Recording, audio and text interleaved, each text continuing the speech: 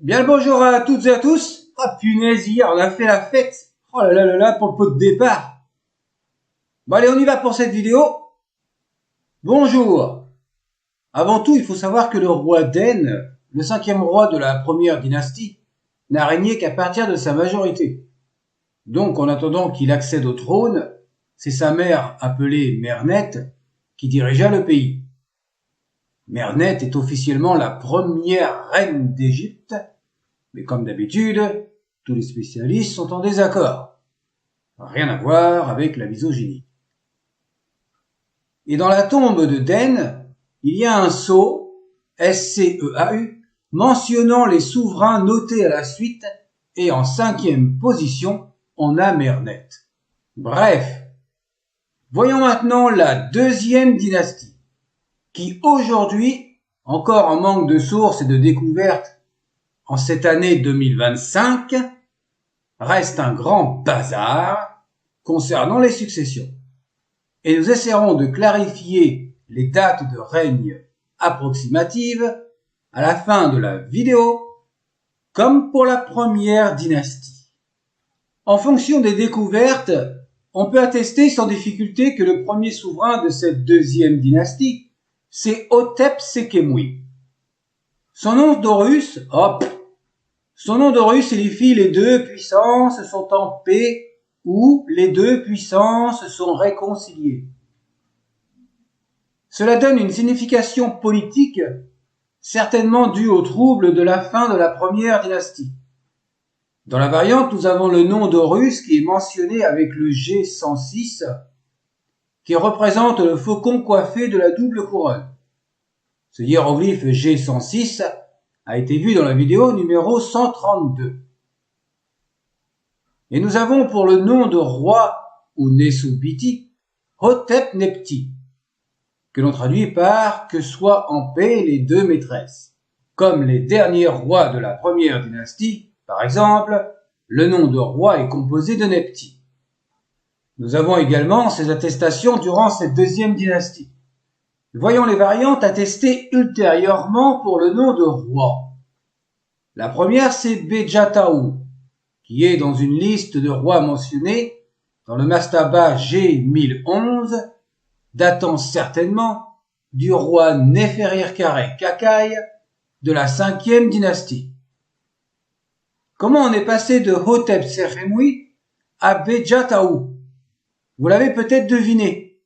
Les deux écritures sont similaires en hiératique. Et ouais, tout simplement. On peut traduire ce Bejataou par le fondeur du mot Bej, qui signifie un creuset, ou le mot Beja, qui signifie un moule. Ce nom a été repris pour la liste d'Abydos, datant du règne de Séti Ier, roi de la 19e dynastie, en Bejaou, avec un forêt en déterminatif, le U27. La liste de Saqqara datant de Ramsès II indique Baounetcher, la puissance divine. Tant qu'à faire, autant lui donner un joli nom de roi. Et le canon royal de Turin, qui fut rédigé par Ramsès II et Merenta, lui attribue une valeur identique, mais en écriture hiératique, avec des hachures dans cet exemple. Le deuxième roi de la 2e dynastie est Nébré, noté avec le nom d'Horus et la variante G106, comme pour Hotep Sekemui. Au cours de la première dynastie, il existe un culte pour le soleil. Il n'y a pas que les animaux ayant un culte, comme le crocodile ou l'hippopotame. Ce culte du soleil apparaît dès le roi Waji. Le soleil étant un objet céleste contrôlé par le dieu Horus, sans surprise, mais également par le dieu Seth. Le dieu Ra n'apparaît que très clairement dès le début de la 3e dynastie, sous le roi Djoser, le premier roi de la 3e dynastie, ou l'Ancien Empire. Et ensuite, il faut attendre le roi Didoufri, qui inclut le dieu Ra dans son nom à la 4e dynastie, Djedefre, pour Didoufri. Donc, la traduction par le seigneur de Ra n'est pas correcte. Il faut traduire par le maître du soleil, par rapport au culte. Encore une information très intéressante si l'on s'intéresse à la période prédynastique et aux premières dynasties. Moi je dis ça, je dis rien. On va le garder pour nous. Comme ça, s'il y a des personnes qui disent que le dieu Ra existe depuis le début de l'histoire égyptienne, on le laissera tranquille. Parce que nous, on sait que c'est faux. Sinon, il va s'énerver ou ne va pas être content si on lui indique le contraire. Et on connaît généralement la phrase qui suit. Quelles sont vos sources? Alors, on lui dit ou pas? Qu'est-ce qu'on fait? Ces informations étaient valables en 2025. Il est possible que les découvertes récentes... Oh mince! Ces informations étaient encore valables en 2025.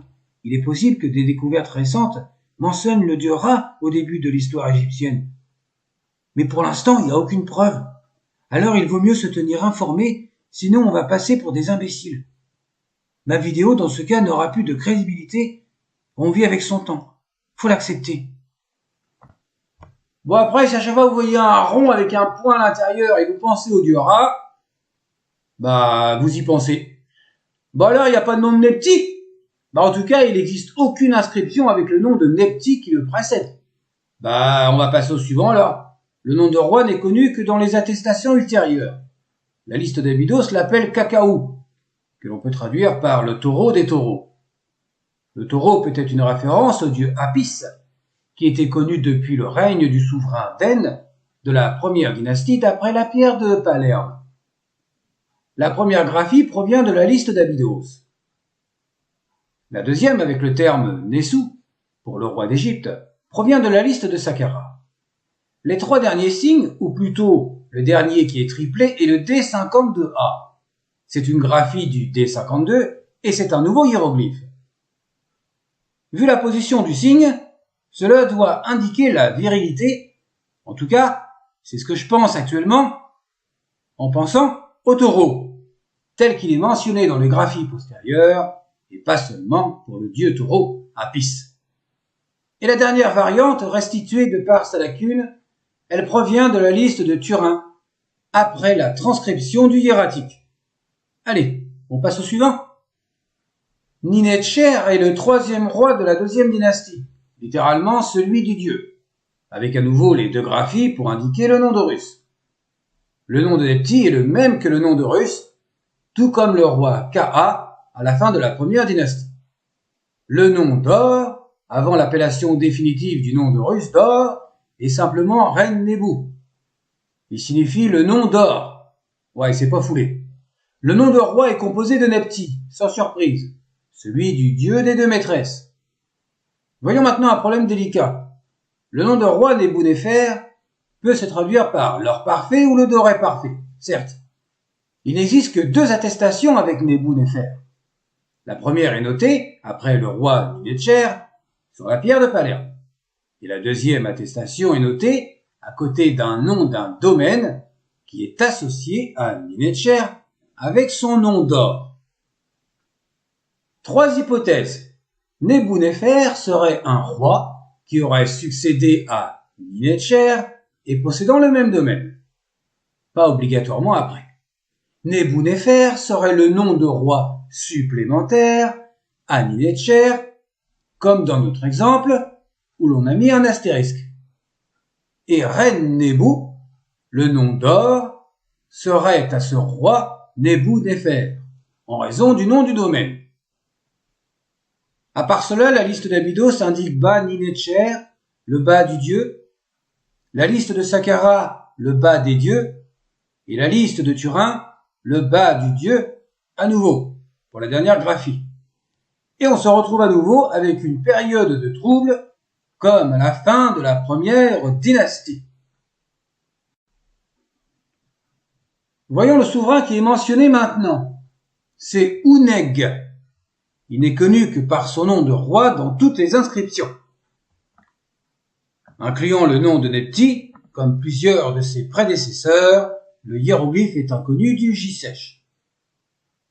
Ce même hiéroglyphe est utilisé dans une graphie du dieu Ouneg, qui est noté avec le bilitaire de la fleur Un et des unilitaires N et G, d'où la lecture en Ouneg.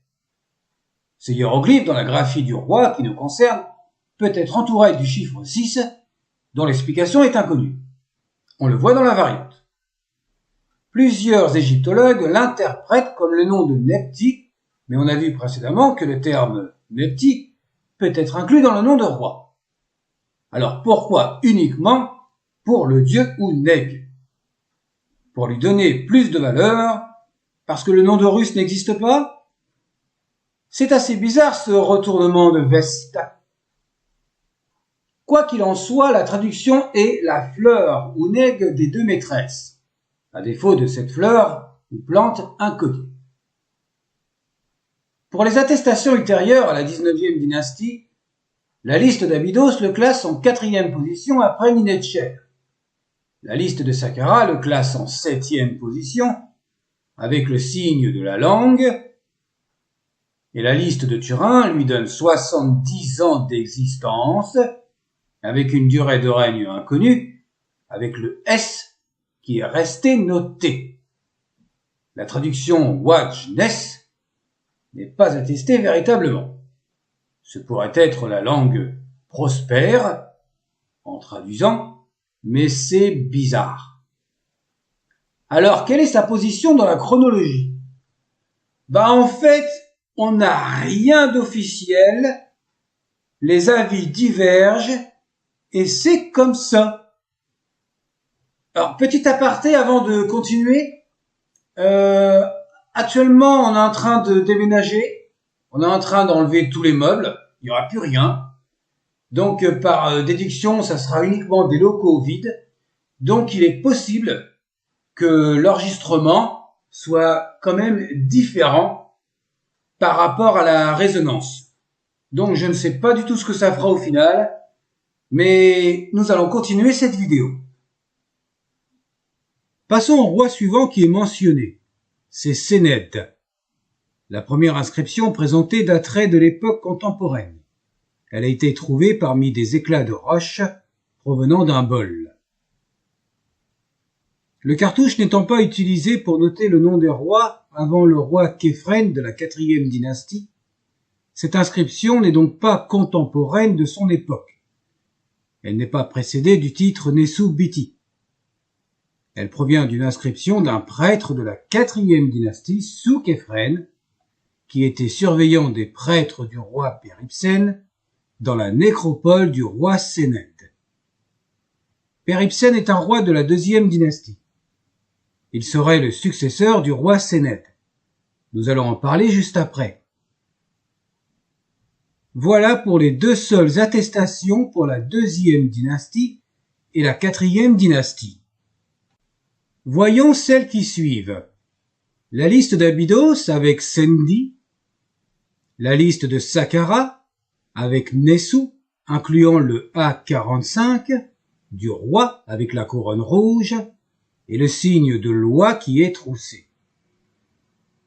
La liste de Turin qui présente une lacune après loi troussée et le nom du roi qui est noté sur une statuette de la 26e dynastie avec la mention de Nessu dans le cartouche. Et Sénède peut être traduit par l'effrayant ou celui qui est craint. À l'identique d'Ouneg, on ne peut attester de succession officielle. Passons au suivant. Nous avons Péripsène avec le nom de Seth et non pas le nom d'Horus. D'ailleurs, c'est le seul roi qui a effectué ce changement. Dans la variante, le nom de Seth est surmonté du soleil. Il existait le culte du soleil aux premières dynasties. Rappelez-vous du roi Nébré. Le nom de roi est bien attesté avec Nessu-Biti. Et la variante provient de l'inscription du prêtre Chéri que l'on a vu précédemment datant de la 4e dynastie. Père Ibsen signifie celui qui vient par leur volonté, certainement en parlant d'Horus et Seth. Le Sérec étant le nom d'Horus et l'animal représentant le dieu Seth. Que ce soit politique ou religieux, nous n'allons pas rentrer dans les détails sur ce changement. Ce n'est pas le but et la vidéo est assez longue comme ça. Et nous en reparlerons pour le dernier roi de cette 2e dynastie. Le dieu Seth est représenté par le hiéroglyphe E146. C'est un nouveau hiéroglyphe. Et il n'y a pas d'attestation ultérieure pour ce roi, pour la liste d'Abydos, de Saqqara et de Turin, en tout cas de façon pertinente.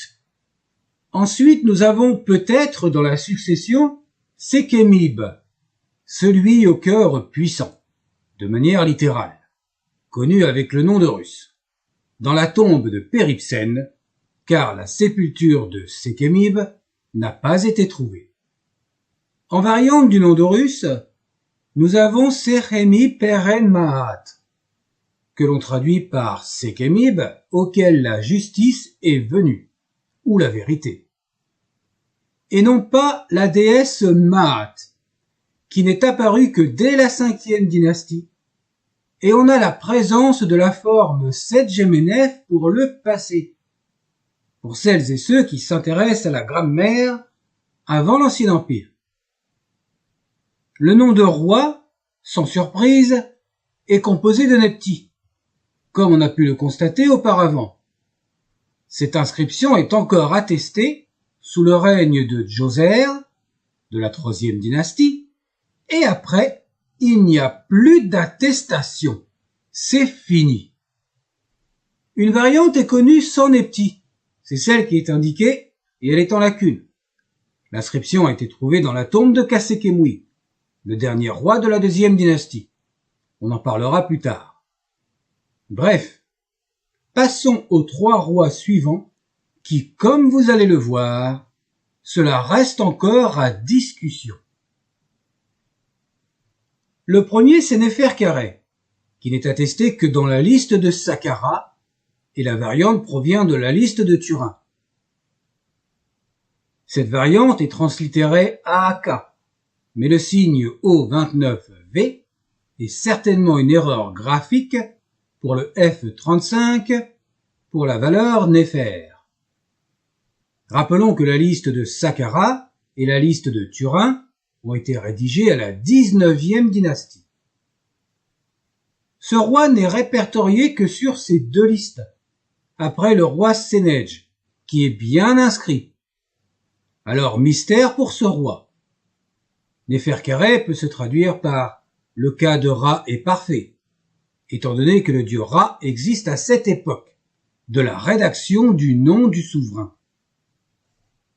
Le deuxième, c'est Néferka-Sokar, qui est attesté à nouveau dans les listes de Saqqara et Turin après le roi Néferkaré. On peut traduire par « le cas de Sokar est parfait ».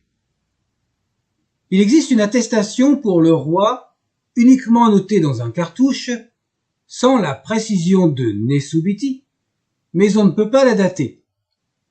Et rappelons que le cartouche englobant le nom d'un roi ne fut attesté que dès la 4e dynastie. Le roi Néferka-Sokar et le roi Khéops sont mentionnés dans un papyrus en hiératique tardif et en démotique, et ces papyrus ont été rédigés à l'époque romaine. En vérité, la version démotique est une copie du hiératique. Ces papyrus sont en mauvais état. Le scribe a certainement voulu leur rendre hommage au roi d'un passé très lointain. Ce roi Néferka-Sokar a peut-être existé, mais en l'absence d'autres attestations, cela reste à débattre. La deuxième variante est la transcription en hiéroglyphe de la version hiératique de l'époque romaine. Et le troisième qui est mentionné à la suite de Néferka-Sokar est Oudjefa, attesté dans la liste de Saqqara, avec une lacune pour la variante. La première graphie, pleine, provient de la liste de Turin, qui apporte une lecture complète, mais la traduction n'est pas très claire. Bref, après ces 3 souverains, attestés tardivement, passons au dernier de la 2e dynastie, et cette fois-ci, c'est bien le dernier qui est mentionné au cours de cette période. C'est Khâsekhemoui, et il n'est autre que le père de Djoser, le premier roi de la 3e dynastie. Mais les égyptologues ne sont pas tout à fait d'accord entre eux. La première attestation du roi est notée avec le nom d'Horus, coiffé avec la couronne blanche. C'est un hiéroglyphe inconnu du J-Sèche. Au début, le roi s'appelle Kasekem, qui signifie la puissance qui apparaît. En variante, on retrouve simplement le nom d'Horus habituel, avec le faucon G5. Et dans le Sérec, le hiéroglyphe N28A pour la valeur Ra. Le N28A n'est qu'une variante graphique du N28. Ensuite, le nom d'Horus devient l'Horus 7 et le roi s'appelle Kasekemui, l'apparition des deux puissances, en parlant d'Horus et 7. Nous avons vu le E146 pour représenter le dieu 7 dans la titulature de Péritsen. Le Sérec peut être complété par Hotep Netcherui Imiyef, qui signifie « les deux dieux sont satisfaits grâce à lui ». Nous retrouvons la graphie du dieu Horus coiffé de la double couronne, le G106, et un nouveau hiéroglyphe, le E243, qui représente le dieu 7, coiffé lui aussi de la double couronne. Le nom de Nepti est également Kasekemui, et il existe une variante qui n'est attestée qu'une seule fois dans les Écritures, avec Nebuchadnezzar, que l'on peut traduire par « les deux puissances apparaissent, celles au corps doré ».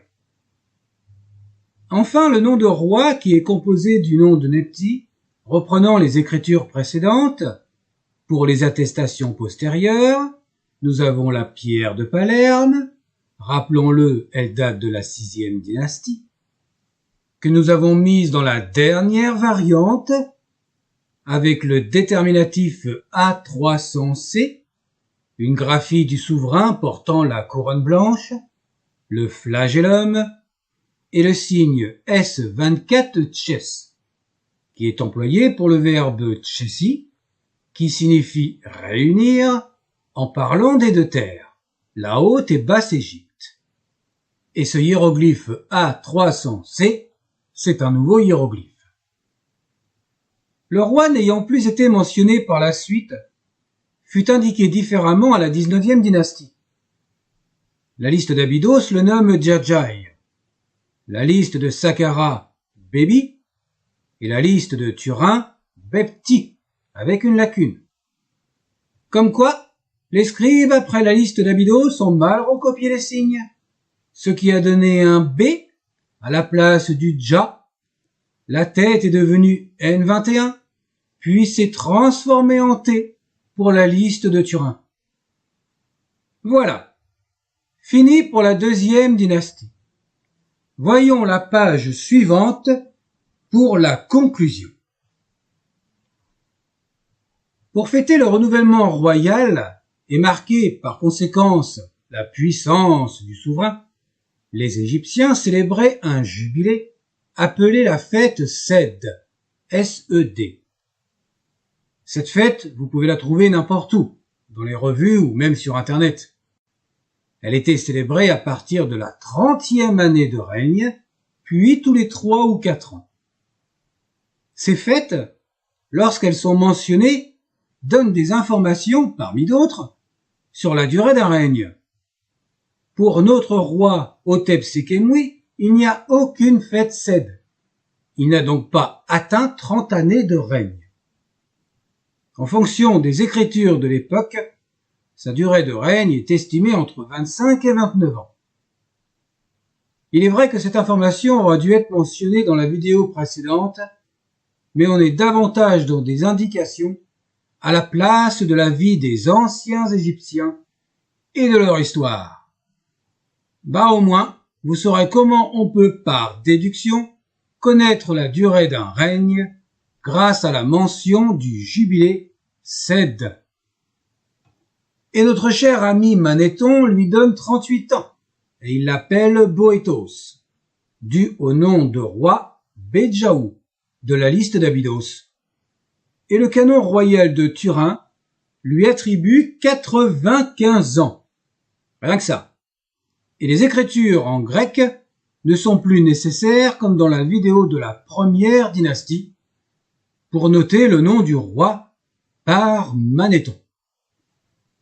Combien de temps a régné le souverain Nébré? D'après la pierre de Palerme, le roi Hotep-Sékhémoui et le roi Nébré ont régné à eux deux 39 ans. Nous avons une estimation pour Hotep-Sékhémoui. Donc pour Nébré, c'est entre 10 et 14 ans. Manéthon l'appelle Kékos, d'après le nom de roi de l'époque ramesside, Cacao. Et oui, il n'y a pas beaucoup d'informations sur ce roi, à part son nom de russe. Le suivant, le roi Ninetcher, aurait régné une quarantaine d'années. Manéthon l'appelle Binotris. Encore une fois, d'après les listes de l'époque ramesside. Il a copié, c'est sûr. C'est quand même assez proche, quand même. Hein. Et il attribue 47 années de règne à notre Ninetcher. Ensuite, nous avons Ouneg. À défaut d'information, sa durée de règne est inconnue. Et d'après la pierre de Palerme, suivant le prorata des inscriptions, il aurait régné 12 ans. Manéthon lui donne 17 ans de règne, le classe en 4e position et il le nomme Tlas. Le tombeau du roi Sénède n'a pas été trouvé. Il serait près de Saqqara. Déduction faite par rapport au prêtre Chéri qui est enterré à Saqqara. Donc aucune certitude sur la durée de son règne. Une dizaine d'années environ selon les sources ultérieures. Manéthon lui donne 41 ans et il l'appelle Séténès. En parlant de Péripsène, sa tombe a été trouvée. C'est bien. Mais il n'est pas connu après le règne de Képhren. Il n'y a donc pas de nom attribué par Manéthon. Sauf si c'est Néferkaré, Néferkasokar ou Djefa. Et pour les quelques données sur la durée de son règne, ce serait 10 ou 11 années. Le roi Sékhémib aurait régné entre 10 et 15 ans, selon les égyptologues, en fonction des rois précédents dans la même lignée. Ou alors il serait le même que le roi Péripsène, parce qu'il y a le vers péri et le cœur ib dans leurs inscriptions. Et il aurait repris le nom d'Horus en l'associant avec la justice Maat pour apaiser les conflits de cette époque. Bref, on n'en sait rien. Il n'y a que des hypothèses, c'est toujours comme ça. Étant donné qu'il n'y a pas d'attestation postérieure, Manéthon n'a pas pu le mentionner. Pas de nom en grec. Passons aux 3 rois suivants. Néferkaré, le premier, a vécu 70 ans selon la liste de Turin. Manéthon lui donne 17 ans de règne et il l'appelle Caïrès. Néferkasokar aurait régné 26 ans, d'après Manéthon. Il l'appelle Néferkérès. Et Oudjefa aurait régné pendant 48 ans, selon Manéthon, et il l'appelle Sésocris. Oudjefa est parfois mentionné en tant que numéro 1, car la liste de Turin mentionne un autre Oudjefa, pour la 3e dynastie. Il existe une possibilité selon laquelle Péripsène et Sékhémib ont régné sur la Haute-Égypte, et que les 3 rois mentionnés tardivement ont régné, eux, sur la Basse-Égypte, mais pas obligatoirement en conflit. Le débat reste ouvert. Ou alors ces 3 rois seraient les mêmes que Sénède, Péripsène et Sékhémib. Le dernier roi attesté officiellement est Khâsekhemoui, qui s'appelait au début Khâsekhem. Le papyrus de Turin lui donne 27 années de règne. Manéthon l'appelle Kénérès, avec un règne de 30 ans. L'attestation la plus fiable est la pierre de Palerme, qui indique 16 ou 17 années de règne. En partant de la théorie de la séparation de l'Égypte depuis le roi Péripsène, ce pourrait être Khâsekhem qui a réunifié la Haute et Basse-Égypte en changeant son nom en Kassekemui. Nous rappelons encore et encore que le premier roi de la troisième dynastie est certainement Djoser, et ce Djoser est le fils de Kassekemui. La datation pour Djoser est située entre 2691 et 2625, d'après les dernières analyses au carbone 14 effectuées en 2010. Oui, je sais, ça date, mais il n'y a pas eu d'autres analyses entre-temps. Et tout de même, une marge de 66 ans, c'est pas mal pour une datation. C'est pour cette raison que l'on a mis la date 2691 pour la fin de la deuxième dynastie. Il y a eu des nouveaux hiéroglyphes, et ils seront dans la prochaine vidéo dédiée à la playlist de tous les hiéroglyphes. Le début de la vidéo 29, dans la playlist de la grammaire du Moyen Empire, qui parle de la titulature, n'est plus d'actualité. Il faudra comparer avec ces 3 vidéos des premières dynasties, incluant la période prédynastique, pour le nom d'Horus. Nous sommes arrivés à la fin de la vidéo, la dernière de la chaîne. Oui, c'est fait, ça y est, on est arrivé au bout. Ça fait quand même plus de 5 ans qu'on se réunit régulièrement pour trouver des idées, que l'on s'appelle, s'envoie des mails, afin de bien préparer toutes ces vidéos, avec tous nos amis universitaires, proches, des archéologues, des enseignants, des étudiants. On fait le maximum, on est à peu près une petite trentaine. Ça a changé au cours du temps. Mais cette fois-ci, on a bien décidé d'arrêter. Nous avons vu que quelqu'un nous avait proposé de reprendre nos activités sur d'autres chaînes. Nous ne savons pas encore lesquelles. On ne peut pas vous le dire. Pour nous, en tout cas, c'est fini. On va pouvoir rester à nouveau plus souvent avec nos proches. Et bah, c'est comme ça. Si jamais vous voulez mettre des commentaires, vous pouvez. Mais sachez que la chaîne est en arrêt. Il n'y aura pas de possibilité de réponse. Et s'il y en a qui veulent dire que, par exemple, non, c'est pas vrai, c'est faux, ça a changé. Bah, ouais. Mais c'est-à-dire que depuis le début, on n'arrête pas de le dire. Que de toute façon, tout évolue, il y a des nouvelles recherches. Et si jamais vous avez des commentaires, je vais pas dire injurieux, mais méchants, bah, en fait, on n'en a rien à battre, parce que de toute façon, à partir du moment que quelqu'un poste une vidéo, il y aura toujours des commentaires désobligeants. Ça, on peut pas y couper, hein. On a fini. Ça y est. Alors, comme on dit d'habitude, portez-vous bien. On va vous dire au revoir. À chaque fois, on dit toujours ceci est notre histoire. Peut-être qu'on se reverra un jour. On ne sait pas. C'est un peu comme la vidéo du pharaon qui est en suspens. Il y a aussi la chaîne Le Scribe qui publie rarement des vidéos. Bah, c'est la vie, quoi. Au revoir.